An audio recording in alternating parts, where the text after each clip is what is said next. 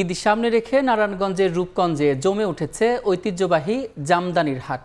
আকর্ষণীয় নকশার মানসম্পন্ন পণ্যের পসরা সাজিয়েছেন বিক্রেতারা। এদিকে কারখানাগুলোয় দিনরাত চলছে জামদানি বুননের কাজ। ভৌগোলিক নির্দেশক জিআই নিবন্ধন সনদ পাওয়া এই শিল্পের প্রসারে নানা পদক্ষেপ নেওয়ার কথা জানালো বিসিক। শওকত আলী সৈকতের তথ্য এবং আরিফ হোসেনের ছবি নিয়ে রিপোর্ট। রূপগঞ্জের নোয়াপাড়া গ্রামে 4 শতাধিক কারখানা নিয়ে গড়ে উঠেছে জামদানি পল্লী। এই পল্লীকে ঘিরেই প্রতি শুক্রবার বসে হাট। ভোর 5টা থেকে সকাল 8টা পর্যন্ত চলে বেচাকেনা। মিলছে 3000 থেকে 4 লাখ টাকা মূল্যের জামদানি। ঈদকে সামনে রেখে বাজারে নান্দনিক নকশার পণ্য সাজিয়েছেন বিক্রেতারা। এই বছরের দাম আগের বছর থেকে বেশ ভালোই বেড়েছে।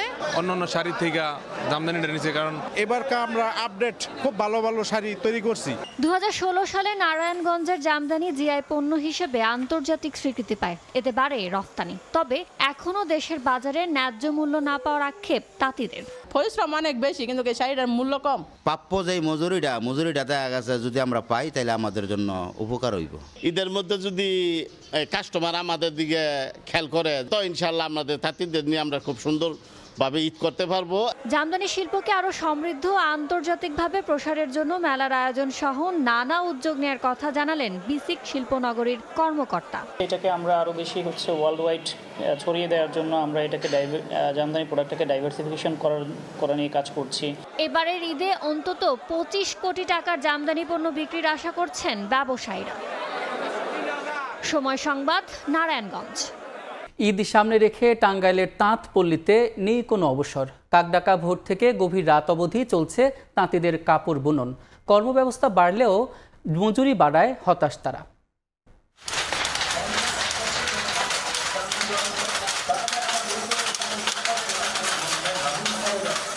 খটখট শব্দে মুখরিত টাঙ্গাইলের দেলদুয়ার উপজেলার তাঁতপল্লী। অনেকদিন পর যেন প্রাণ ফিরে পেয়েছেন তাঁত মালিক ও শ্রমিকরা। বছরের বেশিরভাগ সময় শুনশান নীরবতা থাকলেও এখন বাহারি নকশার শাড়ি তৈরিতে ব্যস্ত সময় পার করছেন তাঁতিরা। এদিকে কাজের চাপ বাড়লেও মজুরি বাড়েনি। আমাদের যে খরচটা বাইরে গেছে সে তুলনায় আমাদের উপার্জন হয় না। রোজা মাসটা বাড়ালে কাজ করতে পারি, তাঁত মালিকরা ভালো নেই দাবি করে ঈদকে সামনে রেখে বিক্রি বাড়ার আশা দেখছেন। জানালেন আগের জল্লুস আর নেই। আধুনিকতার থাবায় ব্যবসা টিকে রাখাই বড় চ্যালেঞ্জ। ব্যস্ততা তো আসলে একটু কমে গেছে, আরও তো অনেক দিন ব্যস্ত থাকতো আগে। বুঝতে পারছি না যে আমাদের ভবিষ্যৎ কি। গতবারের তুলনায় মনে হয় খারাপই যাচ্ছে। মানুষ কিনবে কি কিনবে না, মানুষ টাকা বের করবে কি বের করবে না, এটা একটা চিন্তার ব্যাপার। মালিকরা জানাচ্ছেন বছর খানেক আগে লাখ খানেক তাঁত সচল থাকলেও বর্তমানে মাত্র 10 থেকে 15 হাজার চলমান। সময় সংবাদ, টাঙ্গাইল। যারা নির্বাচন চায় না তাদের ভেতর আওয়ামী লীগের ভূত ঢুকেছে বলে মন্তব্য করেছেন বিএনপি চেয়ারপারসনের উপদেষ্টা মাহবুব উদ্দিন খোকন। নোয়াখালীতে একটি অনুষ্ঠানে অংশ নিয়ে তিনি এ মন্তব্য করেন। জনের আকাঙ্ক্ষা তারা চায় না, তাদের মধ্যে আওয়ামী লীগের ভূত ঢুকছে। তারা চায় যে সরকার বিনা ভোটে থাকুক ক্ষমতায়। জনগণের ভোটাধিকার ফিরিয়ে দিতে হবে। সমস্যা হয়ে গেছে। এখনো সংস্কার সংস্কার সংস্কার কি সংস্কার লাগবে আপনাদের? সংস্কার তো হবে। তারেক রহমান সাহেব দিয়েছেন 2023 সালে যে সংস্কার, সংস্কার হয়েছে সেটা দেখুন, ওটা বাস্তবায়ন করলে তো হয় যায়। ফরিদপুরের চর ভদ্রাসনে ভাঙছে পদ্মার পার। বসতবাড়ি, ফসলি জমি হারিয়ে সর্বশান্ত শত শত পরিবার। দ্রুত বাঁধ নির্মাণ করা না হলে আগামী বর্ষায় আরও অনেক পরিবার নিঃস্ব হবে বলে জানান এলাকাবাসী। পানি উন্নয়ন বোর্ড বলছে এরই মধ্যে স্থায়ী বাঁধ নির্মাণে মন্ত্রণালয়ে চিঠি পাঠানো হয়েছে। শিকদার সজলের পাঠানো তথ্য এবং ছবি নিয়ে রিপোর্ট। ভাঙছে পদ্মার তীর, বিলীন হচ্ছে বসতবাড়ি, ফসলি জমি সহ নানা স্থাপনা। ফরিদপুরের চর ভদ্রাসন উপজেলার টিলারচর, হরিরামপুর সহ অন্তত 60টি গ্রামে দীর্ঘদিন ধরে পদ্মার ভাঙন অব্যাহত আছে। এরই মধ্যে জাকেটের সুরা থেকে হাজীগঞ্জ পর্যন্ত 3 কিলোমিটার ও সবুল্লা শিকদার ডাঙ্গি সরকারি প্রাথমিক বিদ্যালয় থেকে সুপারির বাগান এলাকা পর্যন্ত 1 কিলোমিটার সবচেয়ে ঝুঁকিপূর্ণ।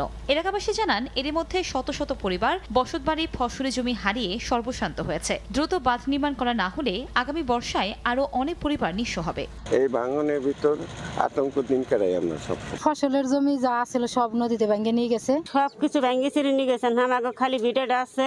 এদিক তো এই দিকটা বাঁধতে দিলে এদিকটা ফিরে যাবার, এদিক না বাঁধতে দিলে এদিকে আস্তে আস্তে যাইবই। পানি উন্নয়ন বোর্ড বলছে এরই মধ্যে স্থায়ী বাঁধ নির্মাণে প্রকল্প মন্ত্রণালয়ে চিঠি পাঠানো হয়েছে। ভাঙ্গা অংশটুকু আমরা পরিদর্শন করলাম, এটা আমাদের কাছে মনে হয়েছে যে এটি আসলে দ্রুত প্রকল্পটি বাস্তবায়ন হওয়া দরকার যাতে মানুষজন উপকৃত হয়। সম্প্রতি ভাঙন কবলিত এলাকা পরিদর্শন করে জেলা প্রশাসনের প্রতিনিধি দল। দ্রুত বাঁধ নির্মাণে ব্যবস্থা নেওয়ার আশ্বাস দেন সংশ্লিষ্ট কর্মকর্তা। এটা অনুমোদন করবে হচ্ছে একনেকে অনুমোদন হবে, তো আশা করি একটা প্রক্রিয়ার মধ্যে দিয়ে এটা যাবে।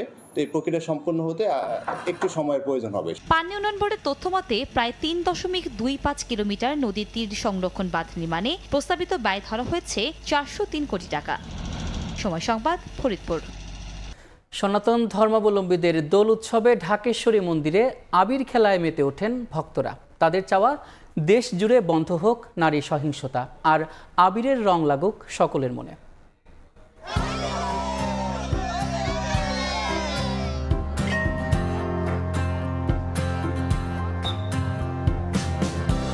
ওরে গৃহবাসী খোলদার খোল, লাগলো যে দোল। সব দুয়ার খুলে এভাবেই এলো সনাতন ধর্মাবলম্বীদের দোল উৎসব।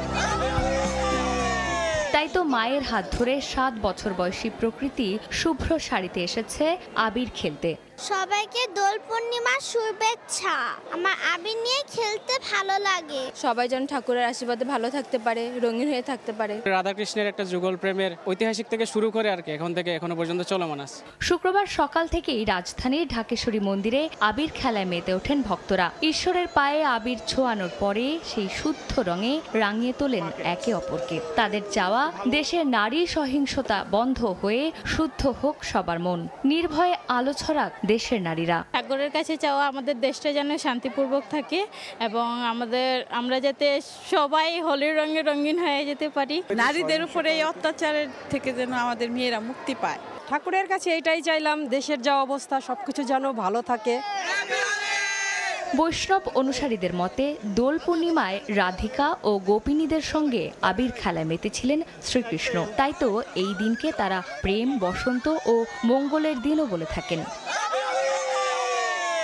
স্থলে জলে বনতলে লাগলো যে দোল, এই দোল লেগেছে নাগরিক বিবর্ণ জীবনেও। তাই তো 60 থেকে 6 সকল বয়সী মানুষ আজ একত্রিত এই মন্দির প্রাঙ্গণে। তাই ভক্তদের চাওয়া এই রং থাকুক সকলের জীবনে। চন্দ্রিমা চৌধুরী, সময় সংবাদ, ঢাকা। দেশের বিভিন্ন স্থানে বর্ণাঢ্য আয়োজনে উদযাপন হলো সনাতন ধর্মাবলম্বীদের দোলযাত্রা বা হোলি উৎসব। শিক্ষা প্রতিষ্ঠান, মন্দির এবং বসতবাড়িতে রঙের উৎসবে মেতে ওঠেন ভক্তরা। এদিকে নানা ধর্মীয় আচারে জাহাঙ্গীরনগর বিশ্ববিদ্যালয়ে বাহাবঙ্গা উৎসব উদযাপন করে সাঁওতালরা।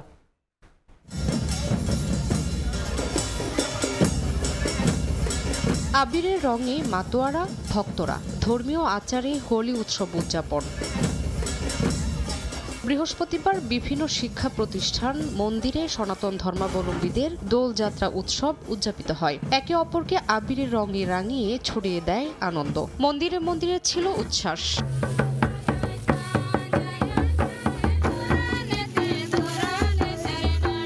নানা ধর্মীয় আচারের মধ্য দিয়ে জাহাঙ্গীরনগর বিশ্ববিদ্যালয়ে উদযাপিত হল সাঁওতাল সম্প্রদায়ের বাহাবঙ্গা উৎসব। ঐতিহ্যবাহী গান ও নাচের তালে তালে বিশ্ববিদ্যালয়ের ক্যাম্পাসের শালবনে জড়ো হয় সাঁওতাল সম্প্রদায়ের শিক্ষার্থীরা। শালফুল বিতরণ, তীর নিক্ষেপ, ঐতিহ্যবাহী বাহানাচ ও আলোচনা সভারও আয়োজন ছিল উৎসবে। পুরোহিতকে পা ধোয়ানো হবে, পা ধোয়ানোর মধ্যে থেকে নারীরা নিজেরা শালফুল গ্রহণ করবে।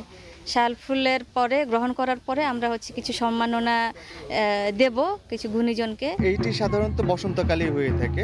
এই আপনার এই পূর্ণিমার আগে পরে, আগে এক সপ্তাহ এবং পরে এক সপ্তাহ এটা হয়ে থাকে। এছাড়া ধর্মীয় ভাব গাম্ভীর্যের মধ্য দিয়ে খাগড়াছড়িতে শুভ ফাল্গুনী পূর্ণিমা তিথি উদযাপিত হয়। বিহারে বিহারে চলে বিশ্ব শান্তি কামনায় বিশেষ প্রার্থনা। ফাল্গুনী পূর্ণিমায় সমবেত প্রার্থনা, বুদ্ধ পূজা, পঞ্চশীল প্রার্থনা, অষ্টপরিষ্কার দান সহ ধর্মীয় নানা আনুষ্ঠানিকতা পালন করেন পুণ্যার্থীরা।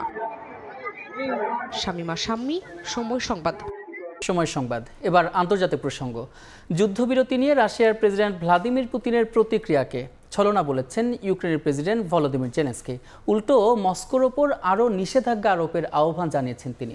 এর আগে ইউক্রেনের যুদ্ধবিরতি প্রস্তাবে রাশিয়া সম্মত বলে জানান পুতিন। স্থিরের সময় বৃহস্পতিবার বেলারুশের প্রেসিডেন্ট আলেকজান্ডার লুকাশেঙ্কোকে সঙ্গে নিয়ে সংবাদ সম্মেলনে আসেন রুশ প্রেসিডেন্ট ভ্লাদিমির পুতিন। বেশ কিছু শর্ত জুড়ে দিয়ে ইউক্রেনে যুদ্ধবিরতি প্রস্তাবে সমর্থন জানান তিনি।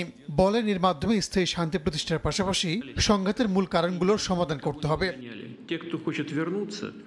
যদিও পুতিন সন্দেহ প্রকাশ করেন যুদ্ধবিরতির কার্যকারিতা নিয়ে। 30 দিনের যুদ্ধবিরতি ইউক্রেনের জন্যই সুবিধাজনক হবে উল্লেখ করে চুক্তি লঙ্ঘিত হচ্ছে কিনা তাকে পর্যবেক্ষণ করবে এ নিয়েও প্রশ্ন রাখেন রুশ প্রেসিডেন্ট। 2000 কিলোমিটার দীর্ঘ যুদ্ধক্ষেত্রে সংঘর্ষ থামানোর আদেশ কে দেবে তা একটি প্রধান বিষয়। এছাড়া কোনো পক্ষ যুদ্ধবিরতি ভঙ্গ করলে কাকে দোষারোপ করা হবে, কিভাবে তা যাচাই করা হবে এবং এমন একটি চুক্তি কার্যকর করতে কি শর্ত থাকতে হবে, এসব বিষয় নিয়ে গভীর আলোচনা প্রয়োজন। যেসব প্রশ্ন আসছে তা নিয়ে বারবার আলোচনা করা দরকার বলে জানান পুতিন। এসব বিষয় নিয়ে মার্কিন প্রেসিডেন্ট ট্রাম্পের সঙ্গে ফোনালাপের ইঙ্গিত দেন তিনি। যুদ্ধ বন্ধের উদ্যোগ নেয় ট্রাম্পকে ধন্যবাদ জানান রুশ প্রেসিডেন্ট। এদিকে যুদ্ধবিরতি নিয়ে পুতিনের প্রতিক্রিয়ায় সমালোচনা করেছেন ইউক্রেনের প্রেসিডেন্ট ভলোদিমির জেলেনস্কি। মস্কো যুদ্ধ চালিয়ে যেতে চাইলেও ট্রাম্পের ভয়ে কিছু বলতে পারছে না বলে মন্তব্য করেছেন জেলেনস্কি। একই সঙ্গে শান্তি আলোচনা জোরদারে রাশিয়ার উপর আরও নিষেধাজ্ঞা আরোপের আহ্বান জানান তিনি। রাহানুল রানা, সময় সংবাদ।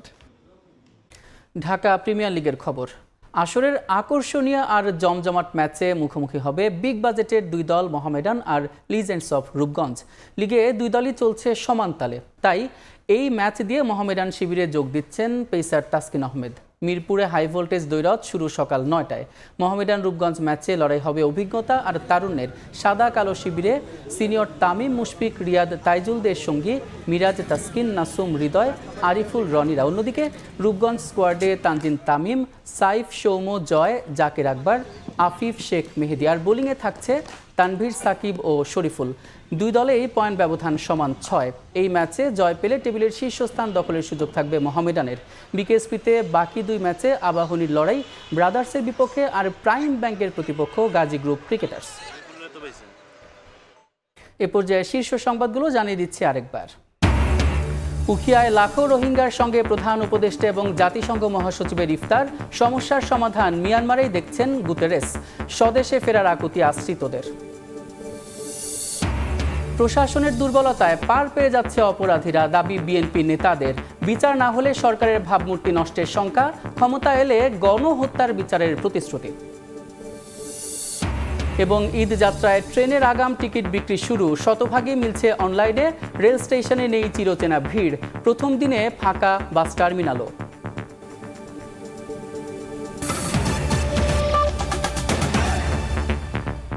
এই ছিল সময় সংবাদের, সঙ্গে থাকুন সময়ের।